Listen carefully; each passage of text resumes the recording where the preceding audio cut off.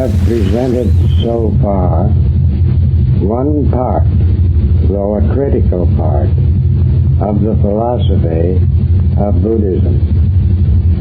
Let us now turn our attention to a contrasting position given in the Hindu religious discipline known as the Vedanta, especially as developed by Sri Shankara. It is characteristic of this discipline that the orientation is to the permanent within the impermanent. And the objective is classified as self-realization. The self, or the Atman, here, is the supreme object of the yogic search. We have in the background this fact that there is a realization taking the form of Atman is Brahman. We may think, therefore, of the Atman and the Brahman as two approaches to the same reality. The Brahman being the objective view and the Atman the subjective view.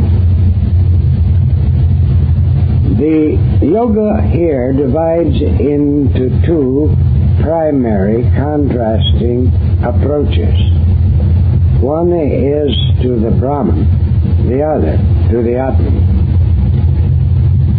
The form which is oriented to the Brahman, to what we might call the divine object, is known as the iti form of yoga, while that which is oriented to the Atman is known as the neti form of yoga. In the iti form, there is a progressive inclusion of everything that can be an object of consciousness as part and parcel of the ultimate reality. It is a systematic elimination of exclusiveness, of selectiveness. The diametric opposite form of the yoga is a radical exclusion of everything that can be an object of consciousness. And it takes the form, I am not that which in any case stands before me as an object. The search in this case is for an ultimate which never stands before one. Now, as contrasted to the Buddhistic position, the orientation here is to an existence, not to simply a stream of consciousness. There is implied in the idea of the permanent something that is substantial, something that does not change, that persists through all vicissitudes, and that in this something or somewhat there is the base in which inhere all phenomena whatsoever, all becoming whatsoever. We might call this a substantialistic form of philosophy, for there is in the very conception of Brahman and of Atman the sense of entity and of soul.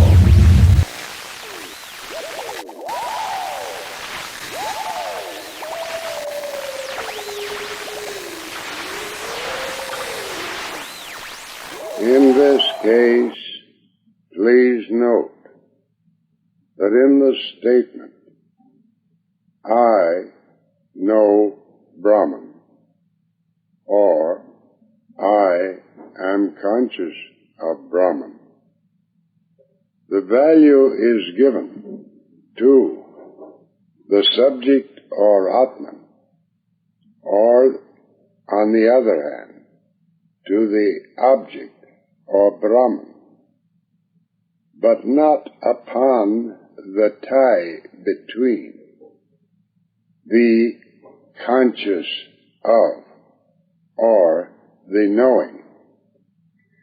In the Buddhistic state, in the Buddhistic statement, it is an orientation to the stream of consciousness, not to the content or the subject of two consciousness. This leads to a very different philosophic statement in certain respects. I might point out in passing that the Brahman is not to be considered as having the same significance as the God or of the Christian or the Yahweh of the Israelite. For in the latter case, we have a notion implying an entity that produces a universe and yet stands apart from that universe as something extra cosmic. The Brahman is indeed part and parcel of the universe itself, and therefore is not to be regarded as a God in our familiar Western understanding of the term. It is actually much more akin to the God concept in the philosophy of Spinoza, where we have an identification of God with the substance, the root substance, from which all is derived. Nonetheless, I think it is true to say that the Vedantist conception is more easily grasped by one who is brought up in Western religious training than is the Buddhistic statement, which we considered previously.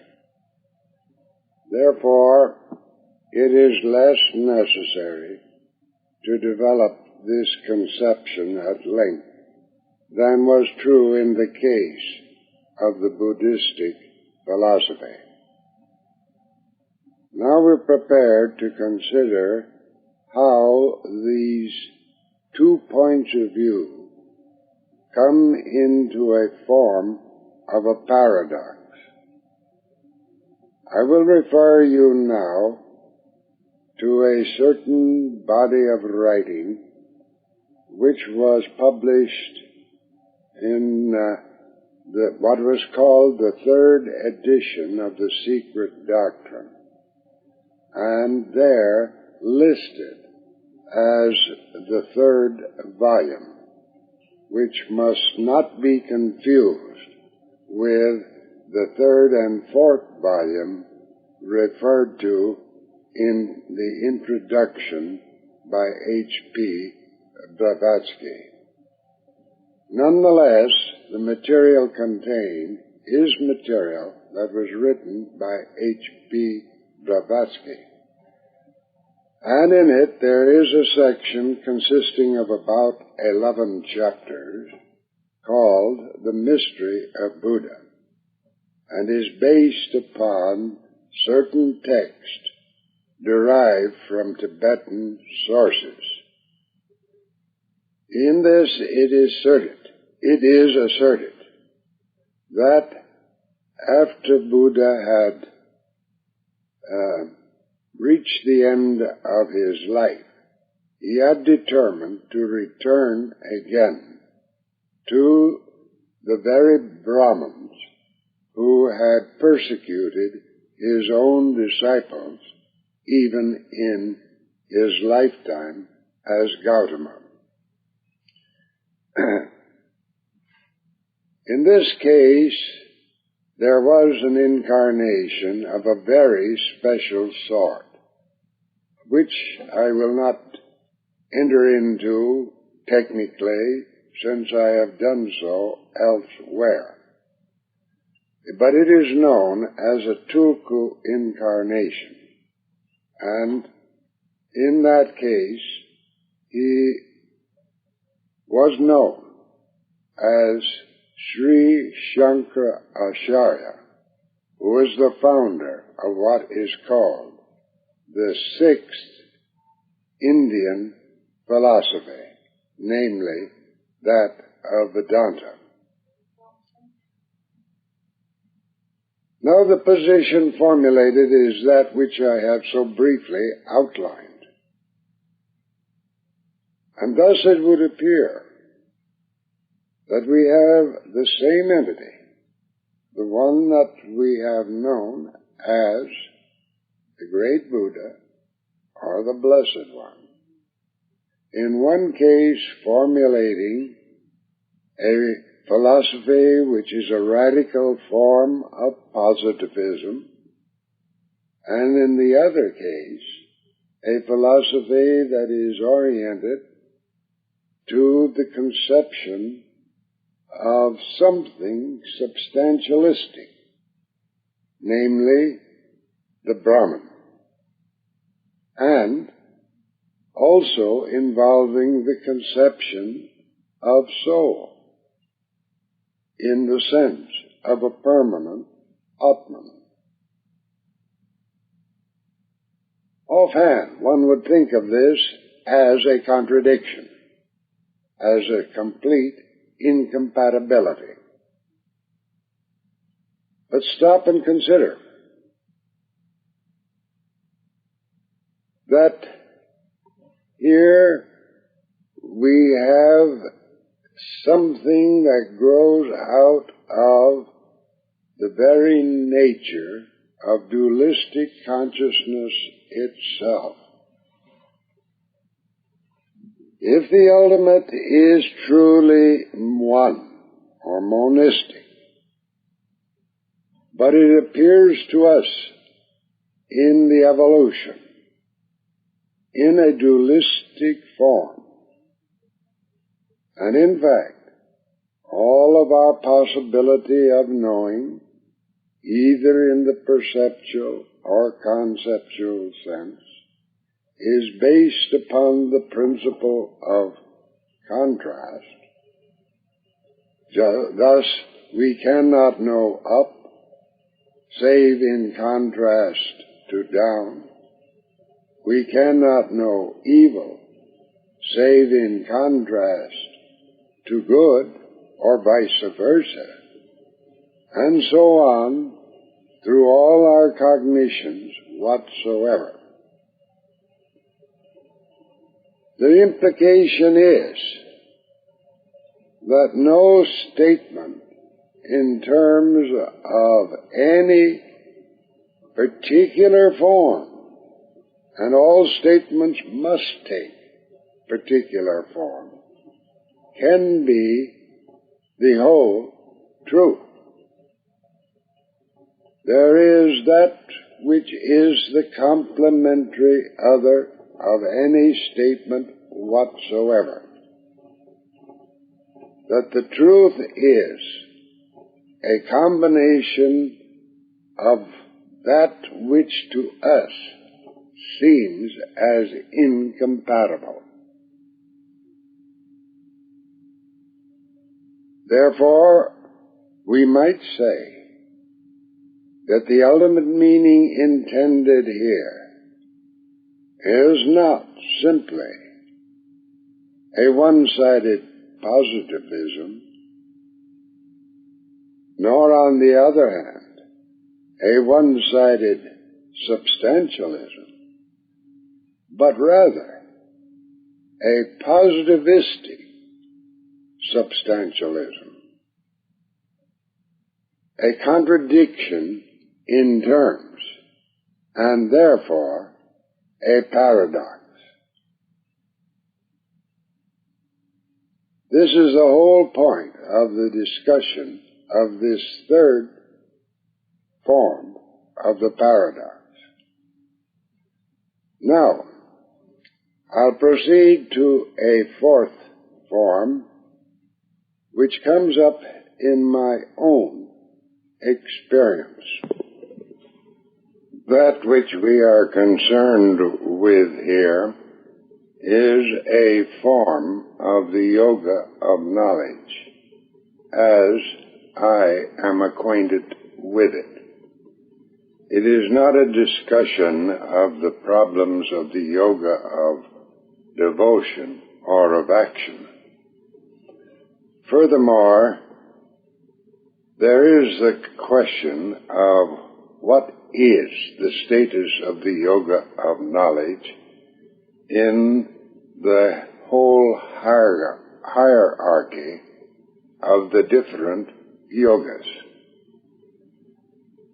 I follow the evaluation given by Shankara, which takes this form. The yoga of devotion and of action is there viewed as propaidutic to the yoga of knowledge, that they both lead to a position where one can take over into the yoga of knowledge, and that the yoga of knowledge is the only ultimate yoga. This, I will point out, is quite contrary to the evaluation given by Sri Aurobindo, who, if anything, gives priority to the yoga of devotion, but seeks to achieve what he calls a synthesis of yoga, which involves the use of all three forms. I am not attempting to decide which view is more correct, simply that the position taken by Shankara is the position that naturally seems valid to me. Shankara says, in effect, that knowledge, in the sense of jnana, is not simply a means to realization or liberation, but is liberation. An important point. But as we shall see, knowledge in this sense differs in important respects from the knowledge that we speak of when operating exclusively in the conceptual field.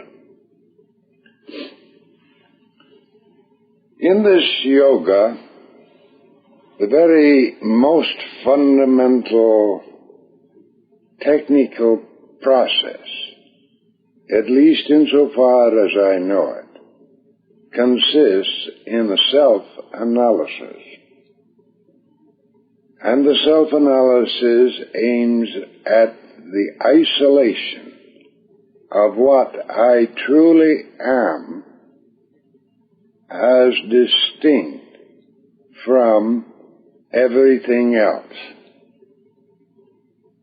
The principle is this, that I am not any object whatsoever that can stand before consciousness. I am exclusively that which is the subject to consciousness. Now, the preliminary analysis is simple enough. I am not the body, for the body is obviously an object before me. I am not the mass of feelings, for they are something which I can represent and cognize.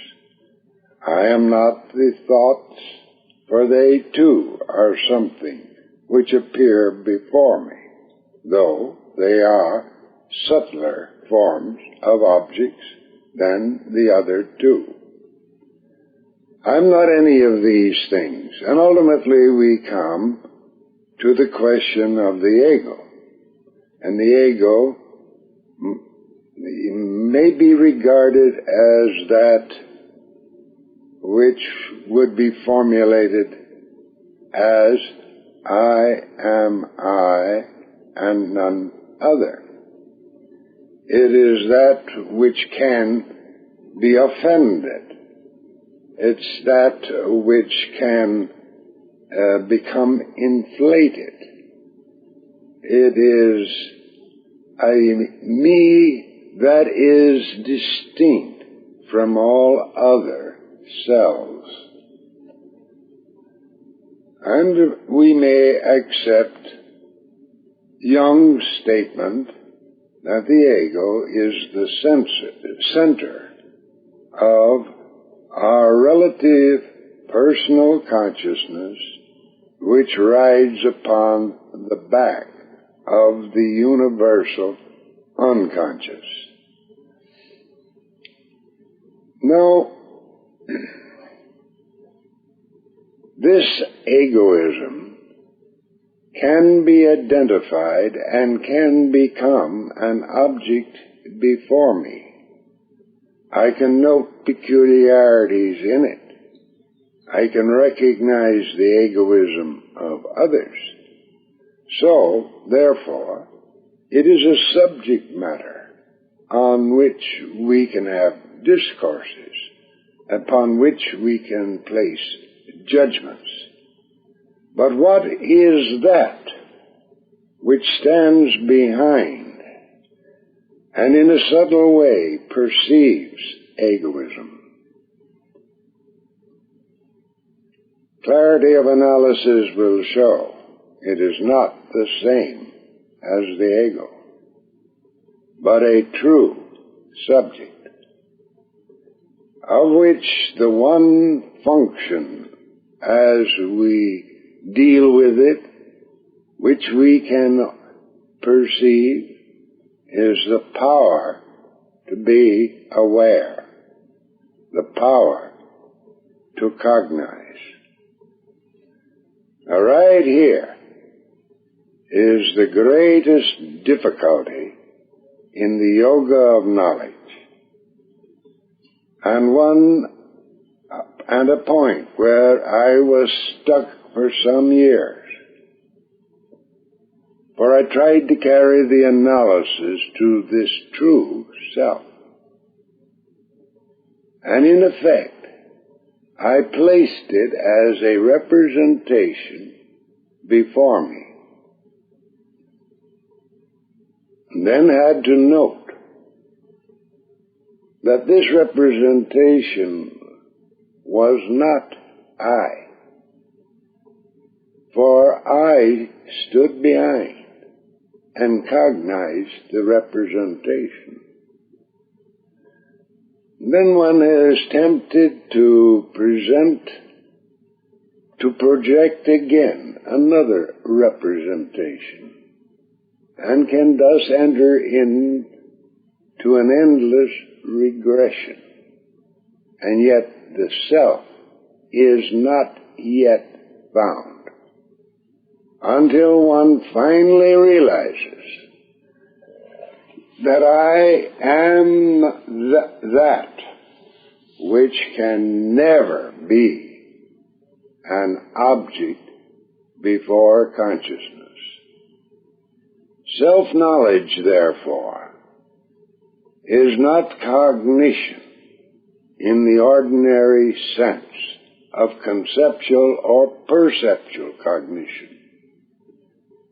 It is not that which stands before consciousness in being cognized.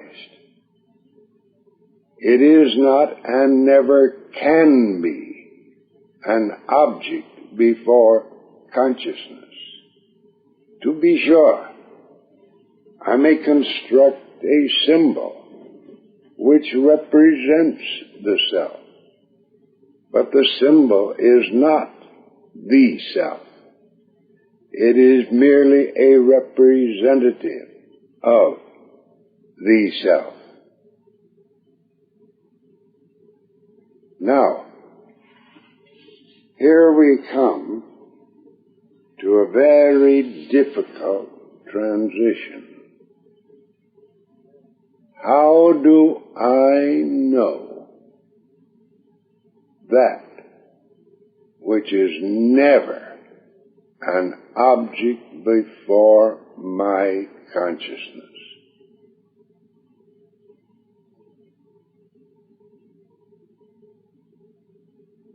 For this reason, we have a paradox. At the end of the yoga is the realization or knowledge of that which can never be known. And that is a paradox. How do you know that which in essential sense is not knowable? The little step here that broke the paradox, I find really impossible to describe. But I may suggest something of it. That it is a sort of checking or stopping the outward flow of the cognitive movement from a subject to an object, an inversion of the process, and one's just sinking back into the realization that I am that and always have been that which I seek. And therefore, there is nothing to be attained. And drop the search at that moment. As it turned out, that was the key that immediately opened the door. And then all the rest followed. All of the delight, all of the wonder of a realm in which all is the most satisfactory and beautiful state that one can imagine, and much more than any imagination could conceive. It was the key in my experience. I cannot generalize and say that this is the way others have gone, but this is the way that I know. And the final moment was the breaking of a paradox. The paradox of reaching the knowledge of that which cannot be known.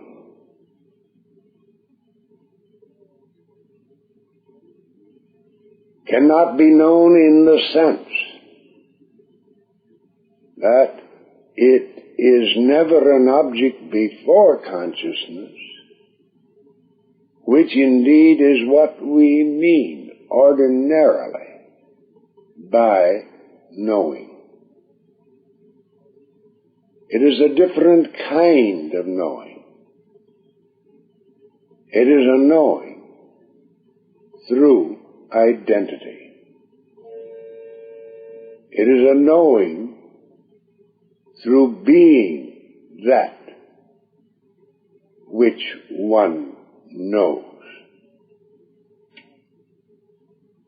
It thus is a radical dissolution of the process with which we are concerned. Another formulation of this paradox can take the following form. There is reason to say that the realization of the self, of the Atman, is the equivalent of the attainment of nirvana. For indeed, Shankara does say that to realize the self is to awaken to moksha, and moksha is but another name for nirvana. But nirvana is that which can never be attained, for any cause set up in the universe of objects, the samsara, or the evolution, produces effects which lie wholly within the universe of objects, or samsara, or the evolution. Therefore, no amount of merit, no amount of study, no amount of meditation as a process in the field of the universe of objects, or samsara, or the evolution, will open the door of nirvana. Only he who is a nirvani already can enter the state of nirvana. The problem so stated appears as though it were impossible. But there are two possible answers here. One is that the practice of merit, and of study, and of meditation, and of penetrating into the meaning of things ultimately leads one to the Guru, who already is a nirvani. And he, by initiation, or what we would call induction, opens the door. The cause is set up thus lead one to the Guru, who has that power. But there is the other possibility, that one can actually dissolve the paradox even without the help of the Guru, though that calls for an enormous subtlety. As a sort of postscript or an incidental thought, I wish to make this suggestion, that the door to self-realization or the state of nirvana is only opened by the action of a triple key, or perhaps we might say by the use of 3 keys, analogous to the use of 2 keys for the opening of a safe deposit box in a bank. 1 key owned by the customer and 1 by the bank. These keys would consist of the fruits growing out of previous lives, which form a possible key for the opening of that door. Second, the key under the control of the other side, something that rests in that which Dr. Young calls the collective unconscious, something that Aurobindo would call the divine, and something that the Buddhists might call the action of the universal Buddha. And the third key is that which the sadhaka himself wields as the result of self-effort. And the door opens only after the 3 keys have been turned. Thus it might happen that one had prepared his own key adequately, and the door would not open yet, because the right cycle had not rolled around. But I think we may feel certain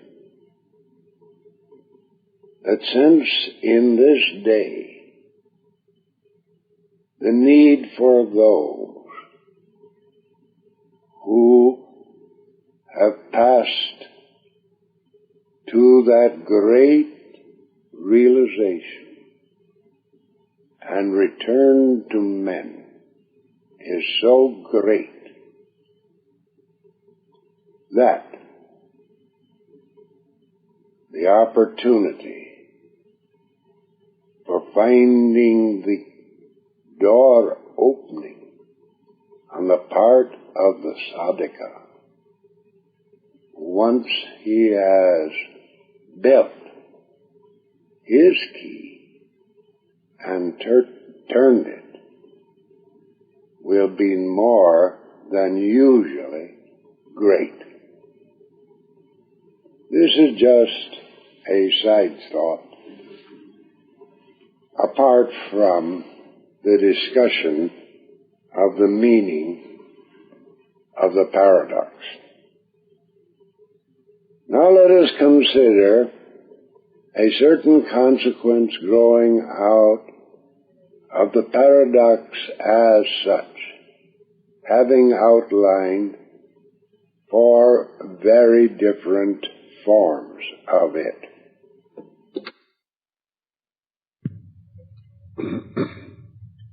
This discourse is becoming long, and so we shall have to move rapidly and schematically. Let us first consider the paradox underlying mathematics. I will draw your attention to the work of Bertrand Russell here.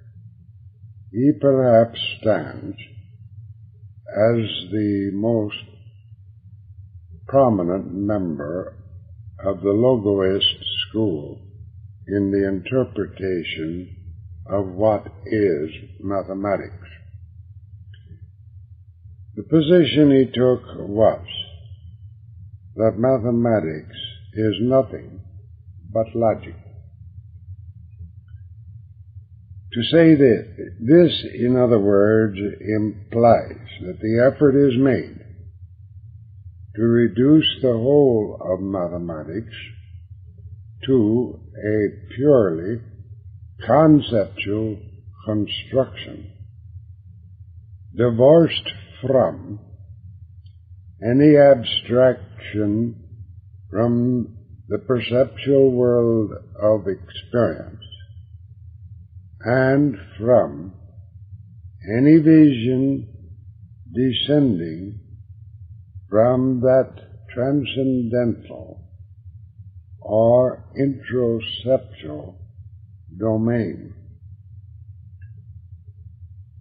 It thus becomes an effort to render the conceptual order as an isolated, self-contained order. It's an effort thus to separate the conceptual from its roots. And this, I submit, is where the trouble lies. In actuality, conceptuality does not exist as an isolated, self-contained whole, but on the contrary, as a dual root, one of which is embedded in the perceptual order of consciousness, and the other in the introceptual order of consciousness. And as a result, when this zone is taken in isolation from its roots, you have something which is essentially self-destructive, something which is essentially empty. And it is for that reason that we find ourselves at the base dealing with radical contradictions. I will not take up the case of the physical paradox.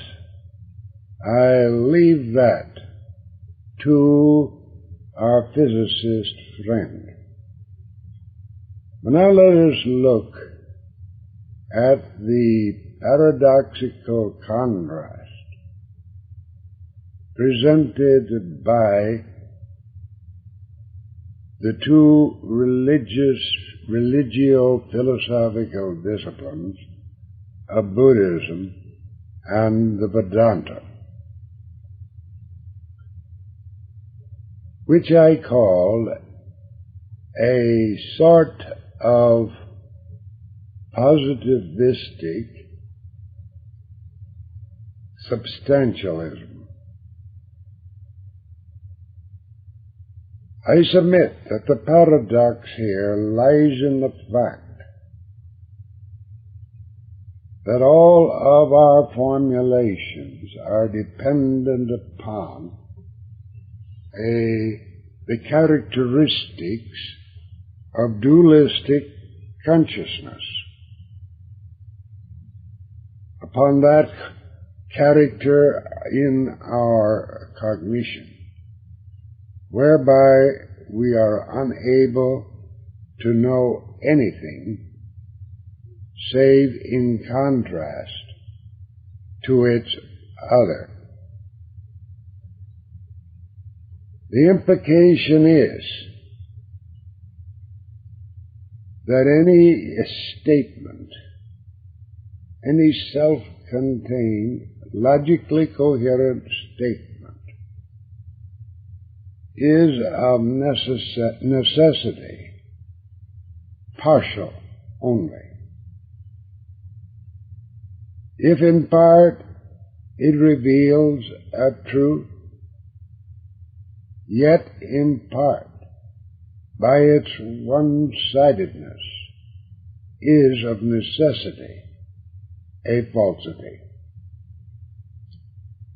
And that then, in order to arrive at a higher order of completeness, we must consider a contradictory philosophic or religio-philosophic position.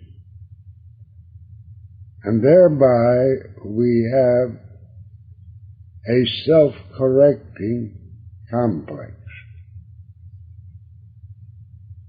This, in a few and rather simple words, is, I submit, the resolution of the paradox.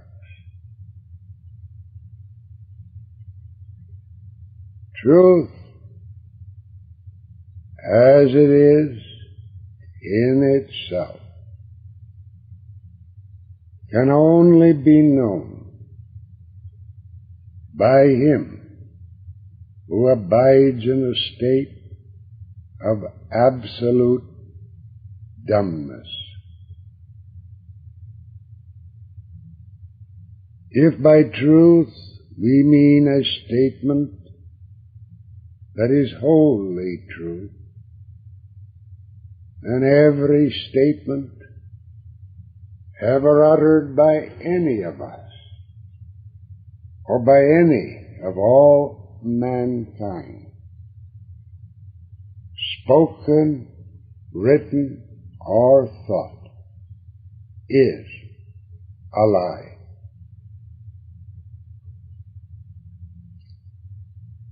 We are all liars when we speak or think, and know and are the truth only when in the state of absolute dumbness. Now, having brought you to this most unsatisfactory and depressing conclusion, I shall leave you to your painful ruminations and wish you good luck.